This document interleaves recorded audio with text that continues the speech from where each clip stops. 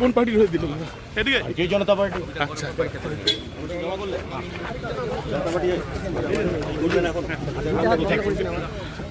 দাদা ডালিম বাবু এসছেন, কি বলবেন বিষয়টা? আচ্ছা, কেন্দ্রীয় মন্ত্রী আসার কথা বলেছিলেন আপনি, কোন কেন্দ্রীয় নেতৃত্ব? ক্যান্ডিডেট কে হচ্ছে তাহলে? প্রার্থী দুজনেই দিলেন আপনারা? আচ্ছা, সব ঠিক আছে বলবেন? বলছেন তাহলে সবকিছু ঠিক আছে?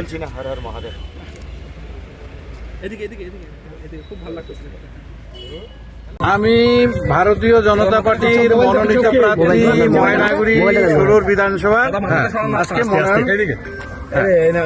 মনোনয়ন জমা দিলাম।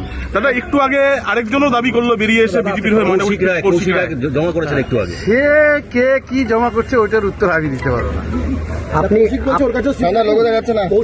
সিম্বল কি দিয়েছেন? সিম্বল কি সিম্বল জমা দিয়েছেন? সিম্বল আমাদের থাকে, এই যে আমরা এবি ফর্ম জমা দিই, সিম্বল দিয়েছিল ওটার উত্তরটা দিয়ে দেন। সিম্বলটা জমা করে দিও। আমরা আজকে সিম্বল সমেত মনোনয়ন জমা করি। কৌশিকেরও দাবি সে সিম্বল সমান মনোনয়ন জমা করছে। দেখা দেন, দেখা দেন। আচ্ছা, দেখি কি বলেন আপনি, কি বলবেন বিষয়টা নিয়ে? আপনি কি বলবেন? দুজনই একই বিধানসভা আসনে দুজন দাবিদার, দুজনই বলছেন পদ্মপ্রার্থী। এটা তো ভোটারদের মনে হয় ভারতীয় জনতা পার্টির দুটা সিম্বল হয় না, এইটুকু শুধু মনে রাখে। তাহলে কি কৌশিকেরটা বাতিল হবে? সে কি জমা দিছে না দিছে, কি বাতিল হবে সেটা তো ওর ব্যাপার। তাহলে ওনার উদ্দেশ্যটা কি রয়েছে সেটা আমি কি করে বলবো বাবা? প্রচারেও নামবে আজকে লোকজন নিয়ে বললেন। সে নামতেই পারে।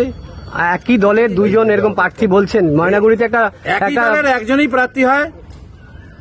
এখন কেউ যদি দাবি করে আমিও বিজেপি, উনিও বিজেপি, 5 জনও দাবি করলে করতেই পারে। আসার কথা মানে প্রস্তাবক কে হলো আপনার? হ্যাঁ, প্রস্তাবক কে হলো? আমার প্রস্তাব হলো সঞ্জীব বদ্ধ। সোনাক্ষী, মশলা কোথায়?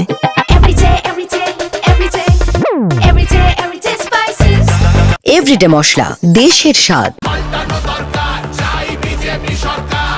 নমস্কার, আমি অনন্ত দেব অধিকারী, জলপাইগুড়ি সদর বিধানসভা কেন্দ্রের ভারতীয় জনতা পার্টির মনোনীত প্রার্থী। আমাকে আপনারা দুহাত তুলে আশীর্বাদ করুন, আমার উপর ভরসা রাখুন। আমি কথা দিচ্ছি জলপাইগুড়ির সার্বিক উন্নয়নে কখনো কম্প্রোমাইজ করব না এবং আপনাদের পাশে সদা সর্বদা পাশে থাকবো।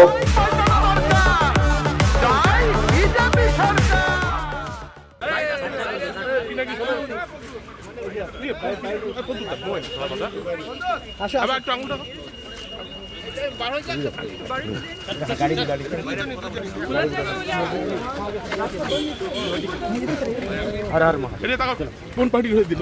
এদিকে জনতা পার্টি। আচ্ছা,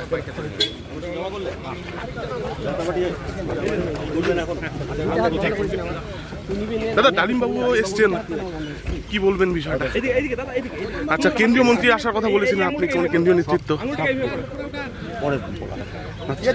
ক্যান্ডিডেট কে হচ্ছে তাহলে? প্রার্থী দুজনেই দিলেন আপনারা?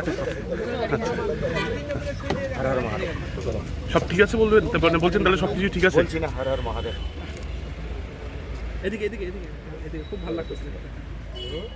আমি ভারতীয় জনতা পার্টির মনোনীত প্রার্থী ময়নাগুড়ি 16 বিধানসভা আজকে মনোনয়ন জমা দিলাম।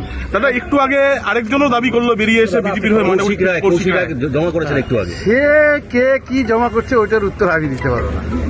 আপনি সিম্বল কি দিয়েছেন? সিম্বল কি সিম্বল জমা দিয়েছেন? সিম্বল আমাদের থাকে, এই যে আমরা এবি ফর্ম জমা দিই, সিম্বল দিয়েছিল ওটার উত্তরটা দিয়ে দেন। সিম্বলটা জমা করে দিও। আমরা আজকে সিম্বল সমেত মনোনয়ন জমা করি। কৌশিকেরও দাবি সে সিম্বল সমান মনোনয়ন জমা করছে। দেখা দেন। আচ্ছা, দেখি কি বলেন আপনি, কি বলবেন বিষয়টা নিয়ে? আপনি কি বলবেন? দুজনই একই বিধানসভা আসনে দুজন দাবিদার, দুজনই বলছেন পদ্মপ্রার্থী। এটা তো ভোটারদের মনে হয় ভারতীয় জনতা পার্টির দুটা সিম্বল হয় না, এইটুকু শুধু মনে রাখে। তাহলে কি কৌশিকেরটা বাতিল হবে?